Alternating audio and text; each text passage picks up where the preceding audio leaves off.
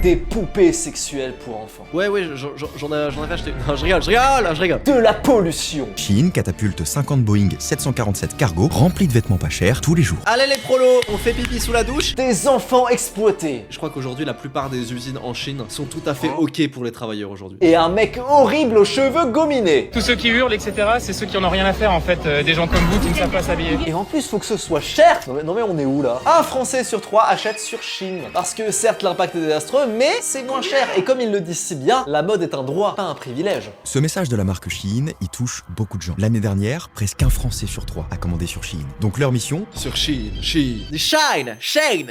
Moi je suis shit les gars, je suis shit et fier de l'être. Ah. Donc les gens se tapent dessus. C'est ma vie, c'est mon choix. Vous achetez ne serait-ce que 1 euro. Vous êtes des merdes. Mais putain, c'est triste de voir des gens qui se tapent dessus, les prolos de gauche et les prolos de droite qui se tapent dessus. Franchement, ça me rend triste. Ça me rend vraiment triste. Quelle partie de l'échiquier politique qui achète selon vous tout le monde? Alors que si vous voulez du Made in France pas cher, faut juste baisser les taxes et les impôts. Et arrêter d'avoir des charges patronales de fou pour juste produire moins cher. Et vous arrêterez de faire en sorte que tout le monde aille acheter en Chine. Bizarrement. Mais non, les prolos de gauche préfèrent s'énerver contre les prolos de droite, frère. Ce qui me fait rire, c'est qu'ils se battent comme si leur vie en dépendait. Bah, c'est triste, hein. Comme la promo pour le Nutella il y a plusieurs années. Oui, quand tu vois des prolos se taper dessus pour du Nutella, moi je trouve ça triste. Puis t'as des mecs qui se moquent, t'as des mecs qui font non mais sérieux, en plus c'est plein d'huile de palme. Moi je trouve ça juste triste, genre putain. Ça me donne presque envie de devenir communiste quand je vois ce genre de truc. Non, je rigole. Léo Duff en a d'ailleurs fait une vidéo que je trouve très pertinente, avec sa petite moustache, sympathique franchement. Attendez, je reviens. Shine est-il injustement détesté? Moi j'aime bien les trucs où les mecs défendent l'indéfendable. J'aime bien, on va regarder ça.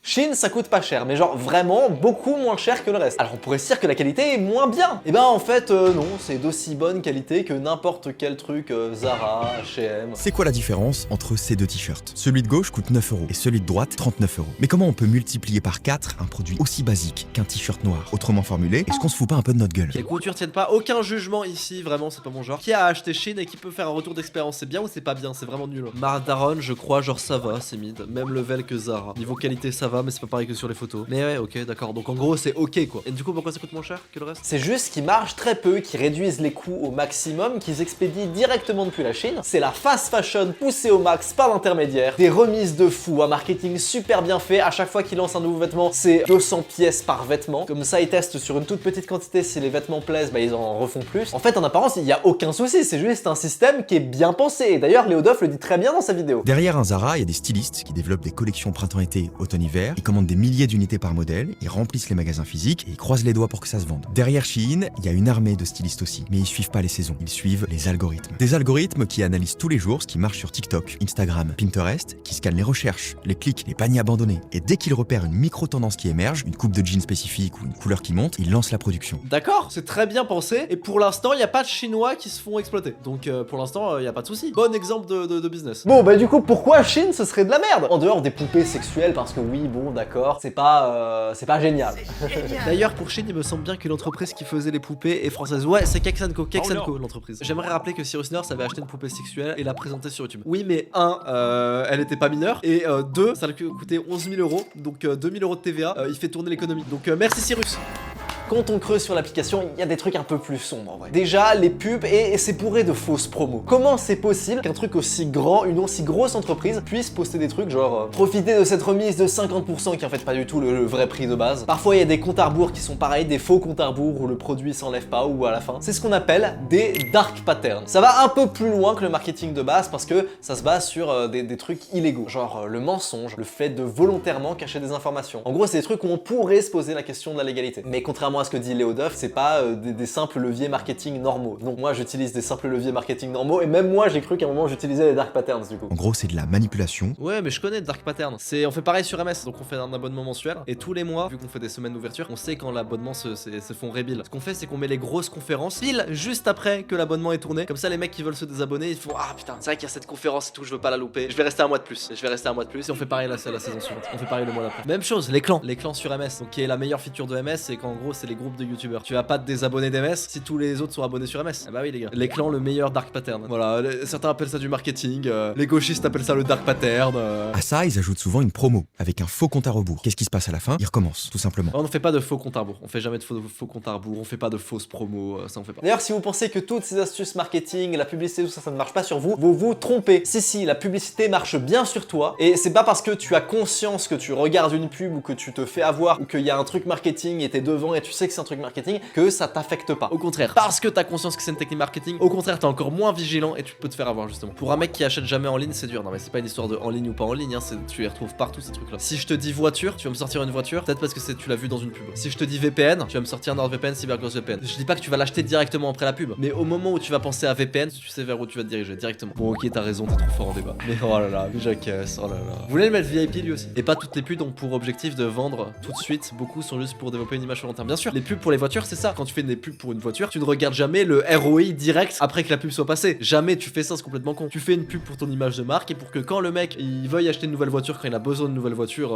1 ou 2 ou 3 ans plus tard, il se dit ah tiens, c'est vrai qu'il y a eu beaucoup de pubs, cette voiture elle a l'air bien, elle a l'air pas chère et tout, je vais prendre celle-là. S'ils vendent 1000 t-shirts, ils gagnent quelques dizaines d'euros. S'ils en vendent 100 000, ils gagnent quelques milliers. Et s'ils en vendent 10 millions, ça devient un business. Donc la manipulation n'est pas une stratégie marketing optionnelle, c'est une nécessité structurelle. Elle existe parce que leur modèle économique ne tient que si des millions de gens achètent constamment. Parce que sans volume, pas de marge, sans marge, pas de Shein. Je crois pas qu'il faille partir à la guerre de toute personne qui commande sur Shein. Un parent qui jongle entre deux boulots, je vais pas lui faire la guerre pour qu'il habille ses enfants sur Vinted. Des gens ont des difficultés que je peux même pas imaginer, ils font simplement ce qu'ils peuvent. C'est bien qu'ils soient pas culpabilisants, j'aime beaucoup ça. Ça j'aime bien. Genre moi par exemple, pause pub, j'ai mon accompagnement pour les créateurs de contenu, pour les vidéastes, ou pour les gens qui veulent se lancer sur YouTube. Il y a beaucoup de gens qui ont jamais fait de vidéo avant et qui ont réussi à faire 100 000 vues dès leur première vidéo longue. Ça vaut un peu cher, c'est normal, c'est un accompagnement, c'est pas juste une formation avec une petite partie de coaching une fois par semaine le soir, non, on fait tout en appel, on écrit la vidéo en appel, on monte la vidéo en appel, on fait le coaching vocal en appel, on trouve les sujets ensemble, c'est vraiment une grosse partie coaching avec une toute petite partie formation. Et dedans les places sont limitées, c'est à la fois un problème structurel, on peut pas se permettre de prendre énormément de gens parce qu'on n'aurait pas le temps de bien s'occuper de tout le monde, mais c'est aussi un argument marketing. Et vous le savez, quand je dis que les places sont limitées, c'est pas juste pour vous renseigner sur la nature de mes infrastructures, c'est pour que vous ayez la pression de vous dire ah oui les places sont limitées, il faut que je prenne. Voici un exemple concret. Donc là on a ouvert quelques places, je dirai dans la description si vous voulez, quelques petits résultats, pareil ça c'est du marketing. C'est pas parce que vous avez conscience que c'est du marketing, que c'est des techniques marketing, que ça ne marche pas sur vous. C'est pas parce que vous avez conscience de regarder une publicité que la publicité ne marche pas. D'ailleurs c'est peut-être même dans ces moments-là que vous êtes le moins vigilant et que vous pouvez vous faire avoir parce que vous dites ouais je capte tout. Non mon gars, tu captes rien, t'as rien capté mec. En soi, le seul vrai problème de Shein, c'est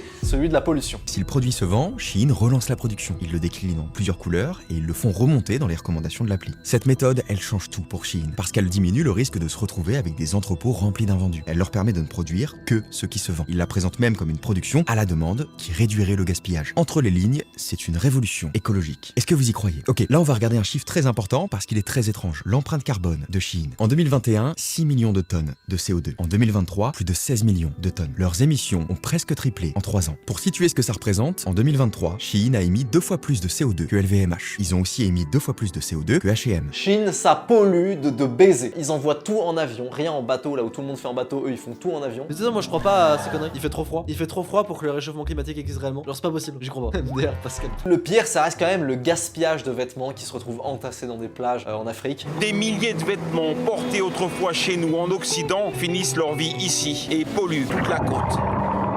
Shein catapulte 50 Boeing 747 cargo remplis de vêtements pas chers tous les jours. Allez les prolos, on fait pipi sous la douche et les slips on peut les porter 3 jours. 3 jours parce que tu peux retourner, retourner et inverser. Après tu peux pas le faire une deuxième fois sinon t'as de la merde sur la bite quoi. Donc allez les prolos, 4 fois tu peux l'inverser des deux côtés ça. Non 3 fois. Tu peux pas l'inverser parce que si tu l'inverses 2 fois des deux côtés donc tu le mets dans 4 sens différents, t'as un moment où tu vas te retrouver avec de la merde sur la bite. Donc 3 fois, fais les calculs, fais les maths. Non mais c'est pas grave d'avoir du pipi sur les fesses. Par contre c'est grave d'avoir de la merde sur la bite. Ça on est d'accord. Je crois que les gars on est d'accord. Non 3 fois, je vous assure c'est 3 fois. J'ai déjà Theorycraft. J'invente rien, je vous assure. Mais la merde elle est de l'autre côté du caleçon du coup. Non. Bon, je vais le faire. Je vais vous le montrer parce que vous avez pas l'air de comprendre. Donc, je porte le caleçon dans ce sens-là. À l'intérieur ici, il y a du pipi. À l'intérieur ici, il y a du caca. D'accord? Si je le retourne, je peux le porter dans un sens, les deux côtés seront propres. C'est bon. Maintenant, si je le retourne, ce côté-là. Ah non, c'est pas bon. My bad, 2 fois. J'ai mal théorycraft les gars. Bravo, on met un VIP au mec qui a trouvé. Et en soi, j'ai envie de dire que si ce n'est que ça, ça va en vrai. Parce que la pollution, c'est un vrai problème et c'est le seul problème. Mais la vidéo de Léo Duff nous a pas renseigné sur le droit humain. Parce que en dehors de la pollution, le reste, c'est le même partout. C'est pour ça que j'aime beaucoup le titre de la vidéo qui s'appelle Avez-vous raison de détester Chine? Qui est en mode, les gars, si vous détestez Chine, détestez-le pour la pollution, d'accord? Mais pour le reste, pour les droits humains, pour, bon, peut-être pas la poupée sexuelle, et ben en fait, c'est la même chose que Zara, H&M, que toute la fast fashion, et en plus, ça coûte moins cher. Alors pourquoi on leur tombe dessus maintenant? Qu'est-ce qui rend Shein pire que Zara ou H&M? Rien ne rend Chine pire que Zara ou H&M, rien du tout. Et je sais où il va en venir. En fait, il va dire c'est rigolo parce que quand c'est les autres marques, vous dites rien parce que c'est juste un peu mieux camouflé. Parce qu'il y a juste plus de distance entre le bénéficiaire de l'action et celui qui en paye le prix. Mais Nike, c'est tout autant des enfants qui souffrent. N'importe quel autre t-shirt, c'est tout autant des gens qui souffrent. Mais vu que Chine, on le voit plus et que ça coûte moins cher et qu'il y a moins d'intermédiaires, vous le voyez plus et donc votre haine elle est plus légitime. En fait, ce que j'aimais bien dans la vidéo de Léo Duff, c'est qu'il est pas tellement moralisateur, qu'il est en mode oui, c'est les pauvres gens, mais en fait, il est un peu quand même moralisateur. Il y a des moments où il va dire oui,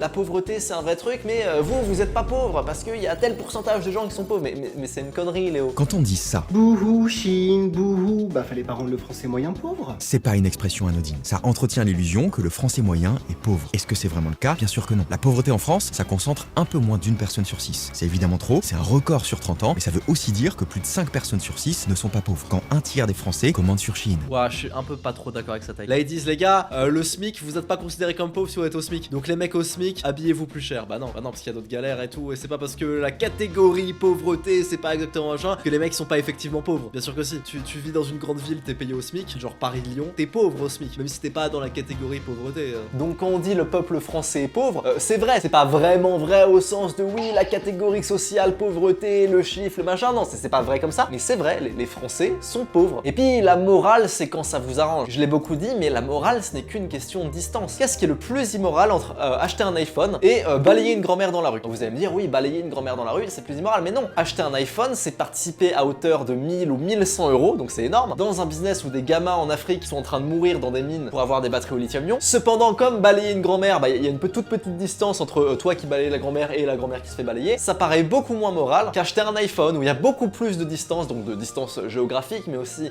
en infrastructure, en intermédiaire, en marketing. Pourtant, acheter un iPhone est bien plus immoral. Pareil, voler de l'argent à une grand-mère, ça peut paraître tout à fait immoral, mais quand c'est l'État qui sponsorise la vente de panneaux solaires, machin, les crédits, ou des mecs qui vendent au téléphone à des personnes qui sont pas du tout renseignées, des crédits sur des panneaux solaires qui vont jamais rembourser de leur vie, pourquoi ça paraît pas immoral? Et bah encore une fois, c'est une histoire de distance. Parce que en soi, le seul vrai souci qu'il pointe Léo dans sa vidéo, c'est celui de la pollution. Et en vrai, on s'en bat les couilles. En tout cas, on est moins affecté émotionnellement par la pollution que par des enfants qui souffrent dans des usines. Et moi, ce que je voulais savoir, si Chine est pire que toutes les autres usines chinoises, de Nike, de machin et tout. On en parlera peut-être après. Alors oui, les montagnes de déchets textiles, les ateliers sous-payés et l'empreinte carbone délirante de la mode existaient bien avant Shein. Shein n'a pas inventé le problème. Elle a pris le même système et poussé tous les curseurs. Plus de volume, plus de vitesse, plus d'algorithmes, plus d'avions, plus de manipulation. Mais je crois qu'en vrai, le seul sujet, c'est la pollution. Il me semble que honnêtement, actuellement, la Chine commence à vraiment, et ça, enfin, commence, et ça a déjà bien commencé, ça a sérieusement commencé. La Chine, c'est plus comme genre le Bangladesh, tu vois. Made in China, ça veut pas dire made in Bangladesh, et je crois qu'aujourd'hui, la plupart des usines en Chine sont tout à fait ok pour les travailleurs aujourd'hui. Genre, bien sûr, ils travaillent beaucoup plus, ils sont moins bien traités qu'en France, mais ça reste relativement décent et il y a plus d'exploitation et de gens maltraités. Et ça change pas les prix en fait. Vu que tout le monde est obligé de respecter certaines normes, qu'en France, ce serait considéré comme des trucs de ouf, mais en vrai, ça va. En fait, les usines en Chine, finalement, c'est pas si horrible que ça pour les travailleurs, il me semble. Les usines sont délocalisées au Vietnam car les salaires en Chine deviennent trop élevés. Oui, c'est ce que je dis. C'est pour ça que je dis le made in China maintenant, ça devient ok. Il y a les usines illégales aussi. Ouais, c'est vrai. Mais moi, je parle des usines légales parce que je pars du principe que c'est légal. Après, j'en sais rien, c'est vrai. Genre, y a pas de centre ouïghour, je sais pas. Mais ouïghours, c'est ceux qui font les vêtements ou ça n'a rien à voir, non? C'est les musulmans chinois, les ouïghours, et genre, ils sont pas très appréciés. Ah oui, ok. Attention, hein, je dis pas que le droit du travail et le droit humain en Chine est super bien respecté, ça reste la Chine, mais c'est tellement moins pire qu'avant. Voilà, je sais parce que je connais quelqu'un qui est un peu dans ce business international de faire des vêtements en Chine, machin. Alors, bien sûr, il reste des trous durs, genre cette meuf là. Si on achète français, c'est beaucoup plus cher et on n'a pas forcément les moyens non plus d'acheter français. Vous me disiez que vous achetiez 400 € par mois de Chine, vous achetiez 100 € par semaine. Exactement, ouais. Je suis une grande acheteuse. Mais c'est quoi ça? Ils te mettent les pires cognos, mec, c'est n'importe quoi. Voilà, je mets dans mon panier et après, voilà, je valide. Elle voit une promo, elle se dit waouh, faut pas que je rate cette offre. Elle, c'est vraiment la bonne cliente de Merguez Superstar, elle. La majorité des clientèles de Chine, c'est les darons, j'en suis sûr, ouais, je pense si. Mais vous ne pouvez pas changer les lois d'un autre pays. pays, c'est pas possible. Vous voulez ajouter sur certaines entreprises qui polluent plus des régulations, des taxes, il y en aura toujours, et les gens trouveront toujours des entreprises moins chères qui font des trucs encore plus dégueulasses. Vous devez être, vous Français, plus compétitifs. Parce que oui, le made in France et le droit humain et le fait que ça pollue pas beaucoup, ça a un prix. Un t-shirt chez Chine, ça coûte 9 €. Mais je peux très bien acheter ce même t-shirt mieux produit, de meilleure qualité, fait en France, sans polluer, s'il coûte 20 €, pas s'il coûte 70 €. Comme je l'ai dit, tout ça, ça a un prix qu'on peut constater sur une différence, mais la différence, c'est pas 700%. Combien ça vaut quand tu portes le t-shirt, que tu saches que le t-shirt, il a été fait par des employés qui sont bien traités? Quelques euros, oui, sans doute, pas 50. Le vrai souci en France, tout coûte trop cher, les salaires coûtent trop cher. Vous voulez payer quelqu'un au SMIC en France, ça vous coûte 2500 €. Je compare pas seulement le brut et le net, je compare le super brut, donc les charges patronales et le net. Un mec en SMIC vous coûte tous les mois 2500 €. Sur tout ce que vous vendez, vous devez reverser 20% de TVA. Ce n'est pas possible en France de faire des t-shirts bien à 9 €. Ouais, mais si les Français travaillaient moins cher, on n'achèterait pas en Chine. Oui, voilà, si les Français travaillaient moins cher, on n'achèterait pas en Chine, c'est ça. Chaque étape de la fabrication de ce t-shirt mobilise des mains, des machines, de l'énergie. Donc chaque minute passée dessus a un prix. Et le prix de temps humain, il varie selon les humains. En France, avec des salaires corrects, des cotisations sociales, des normes de sécurité, des limites d'heures supplémentaires et des obligations environnementales. Ah ouais? Ah bon? Mais ça se règle comment à ton avis? Ça se règle en mettant plus de normes, plus de taxes, ou en mettant moins de normes et moins de taxes? À ton avis, Léo? À ton avis, Léo?